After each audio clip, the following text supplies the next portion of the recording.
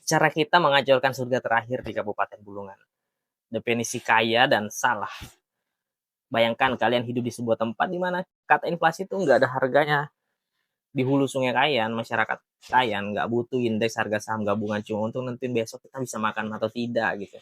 Mereka punya tanah ulen, sebuah konsep purba yang jujur aja jauh lebih canggih dari kebijakan lingkungan manapun yang pernah ada di birokrat di Jakarta sekalipun.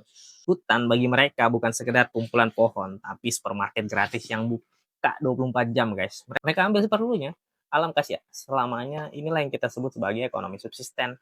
Sebuah sistem yang dianggap miskin oleh orang-orang kota. Padahal sebenarnya ini adalah bentuk kedaulatan ekonomi yang paling mutakhir yang pernah ada kalau dipikir-pikir ya.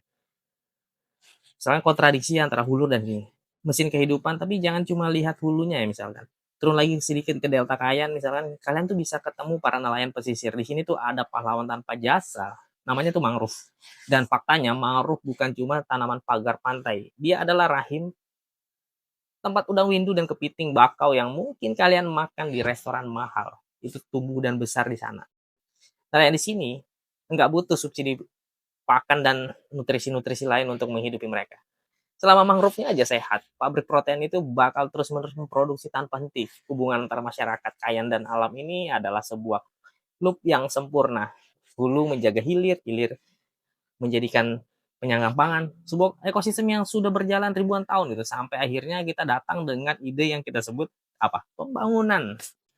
Faktanya ini adalah ekonomi yang menghancurkan. Nah, ini nih bagian yang bakal bikin kalian gerah. Sekarang sistem mandiri ini lagi ditodong tuh sama yang namanya ekonomi ekstraktif. Atas nama apa? Investasi.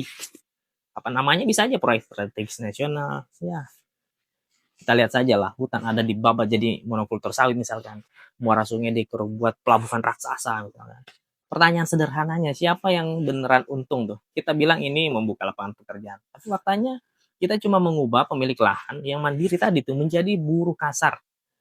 Yang tergantung terhadap upah ya. Kita menghancurkan supermarket gratis mereka tuh. Lalu memaksa mereka beli beras plastik di toko-toko dengan uang jumlah yang enggak seberapa. Ini bukan kemajuan teman-teman. Ini adalah proses pemiskinan yang terstruktur. Ya, ironi industri hijau yang lebih satir lagi, misalkan seringkali bayangan kita adalah kawasan industri hijau. Tapi coba kalian tanya ke nelayan-nelayan di sana, gimana rasanya area tersebut tiba-tiba dipagari. Beton besar untuk pelabuhan industri misalnya, gimana rasanya air sungai mereka yang dari hulu tadi tuh, yang jernih tiba-tiba berubah menjadi air kopi, susu misalkan. Karena itu apa? Limbah tambang dan bukan deforestasi yang terjadi ya. Faktanya yang menampar adalah sebenarnya ketika ekosistem itu rusak, masyarakat kehilangan tabungan abadi mereka.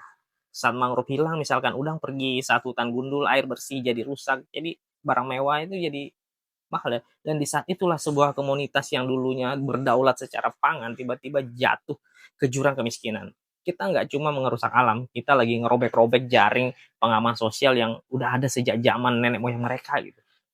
Sebuah pilihan, pada akhirnya kita harus jujur sama diri sendiri. Misalkan apa gunanya angka pertumbuhan ekonomi naik menjadi 5-7% kalau harganya adalah hilangnya satu peradaban yang sudah terbukti bisa hidup secara harmonis dan aman gitu dari alam. Bulungan bukan cuma soal kayu atau udang, bulungan adalah cermin. Apakah kita mau jadi generasi yang cuma jago mengeksploitasi atau kita mau belajar dari masyarakat Kayan tentang cara bertahan hidup tanpa harus merusak. Karena ingat ya, satu hal misalkan, kita nggak bisa makan uang dan kita nggak bisa minum angka PDB. Kalau sungai dan hutannya sudah jadi bangkai, gimana?